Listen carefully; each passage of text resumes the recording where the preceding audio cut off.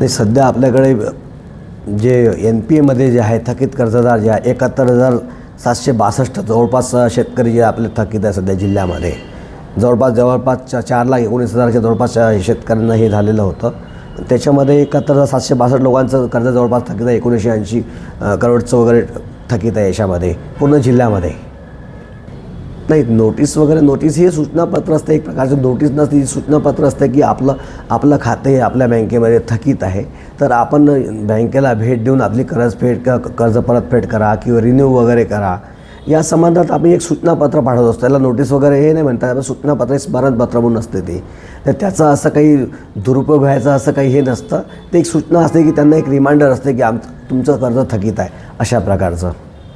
जवळपास 1924चे जवळपास आपल्या इथं 2453चा टोटल ॲग्रिकल्चरमध्ये आपल्याला थकीत आपल्या जिल्ह्यामध्ये थकीत आहे.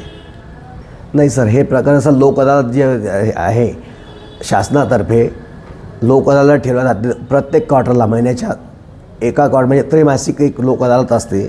ती बँकांना ही सूचना असते की आपण आपले काही थकीत वगैरे कर्जदार असलात तर त्यांना आपण काय ते इथे बोलू संगनमताने काही जर तडजोड होत असली तर त्याकरिता आपला कोर्ट जे आम्हाला मागवतात असतात ॲप्लिकेशन नावे वगैरे, तर आम्ही त्यांना आमची नावे देतो त्यांना की जेणेकरून ते लोक आपल्यापर्यंत येईल. आणि संगनमताने हे होत असते. याच्यामध्ये काही कुणाची काही बळजबरी नसते. ही एक संगनमत असते बँकेचं आणि कर्जदाराचे संगनमत. जर तुम्हाला ही सूचना मान्य असली, ही जे तडजोड मान्य असली तर तुम्ही करू शकता.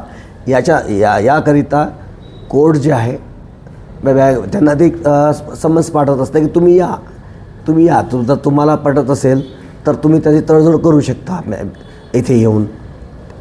नाही, हा तगादा बनवून नाही आहे, हा रिकव्हरीचा तगादा बनवून नाही आहे. हा एक स्मरणपत्र म्हणून असते हे फक्त. आणि याच्यावर कदाचित काही बळजबरी नसते. आपण कुणाकडून जास्त सक्तीने वसुली करायचं असं काही आमचं बँकांचं पण धोरण नसतं. ही एक लागू केलेली योजना आहे लोक अदालत, म्हणजे ज्याच्यामध्ये संगनमताने तडजोड कोण करायची फक्त हीच योजना असते. त्याकरिता जे कोर्टाने दिलेल्या सूचना असतात त्या आम्हाला पाळाव्या लागतात. त्यानुसार आम्ही काही जे आमचे खूपच थकीत कर्जदार असतात त्यांचे आम्ही नावाची यादी देत असतो. त्याप्रमाणे नोटीस पाठवतात. बँकांचं यांच्यामध्ये असं काही नसतं. ते कोर्ट त्या शेतकऱ्यांना सूचना देत असते, सूचनापत्र देत असते की तुमचं असं आहे तुमच्या बँकेला. जर तुम्हाला मान्य असेल तर तुम्ही या आणि तुमची तडजोड करून घ्या. असे सक्तीची अशी म्हणून काहीच अशी कारवाई नसते याच्यामध्ये.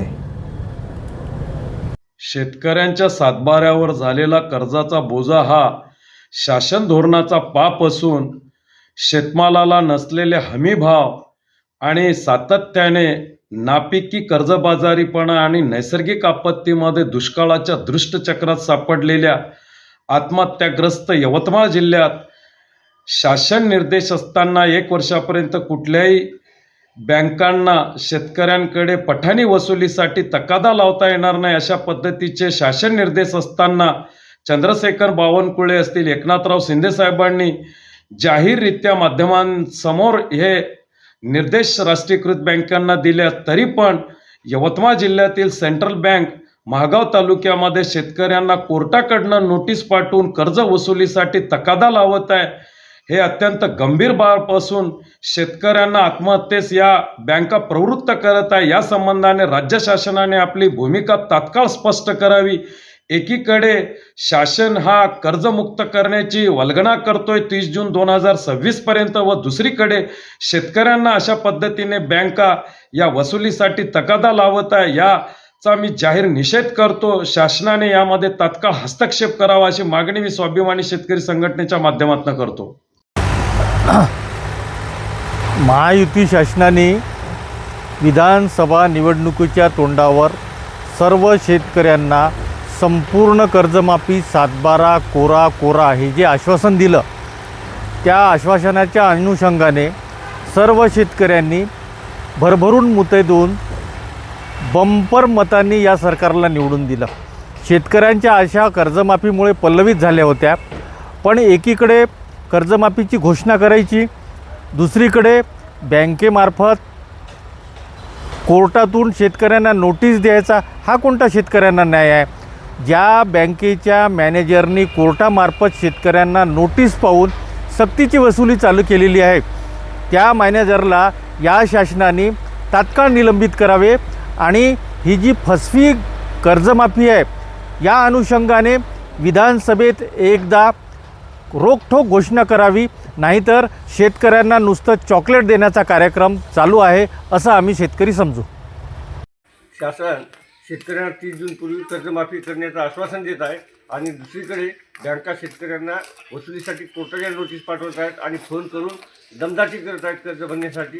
ही दुटप्पी दुतुंडी भूमिका शासनाची संशयास्पद असून या ठिकाणी शेतकरी आज मेटाकुटीस आलेला आहे. अतिवृष्टीमुळे सगळं काही खरडून गेलेलं आहे आणि हे वसुलीसाठी एकीकडे तगादा लावणे आणि दुसरीकडे शासन म्हणते की माफ करणे, यामुळे आम्ही सगळं संभ्रमावस्थेत सापडलेलो आहोत. तरी शासनाला विनंती करतो की याबाबत आपली भूमिका स्पष्ट आणि क्लिअर करावी आणि बँकेला तसे आदेश द्यावे की आपण कुठल्याही प्रकारचे अशी दमदाटी करू नये.